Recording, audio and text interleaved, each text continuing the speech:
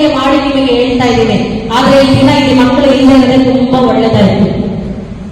ನಾನು ಕೌನ್ಸಿಲಿಂಗ್ ಮಾಡಿದ್ದೀನಿ, ಅಲ್ಲಿ ಕುತ್ಕೊಂಡು ಬೇರೆ ಏನೋ ನೋಡ್ತಾ ಇರ್ತಾರೆ ಅವರು. ಯಾಕೆಂತಂದ್ರೆ ಮೊಬೈಲ್ ತಪ್ಪಿದ ತಕ್ಷಣ ಮೊಬೈಲ್ ದೇವರು ಕೊಟ್ಟಿದ್ದ, ದೇವರು ಎಲ್ಲವನ್ನ ಸೃಷ್ಟಿ ಮಾಡಿದ್ರು, ಮೊಬೈಲ್ ಅನ್ನ ಸೃಷ್ಟಿ ಮಾಡಿದ್ರ ಹೇಳಿ. ನೀವು ಜೋರಾಗಿ ಹೇಳಿ ನಮಗೂ ಸ್ವಲ್ಪ ಸ್ಪಿರಿಟ್ ಬರುತ್ತಲ್ವಾ?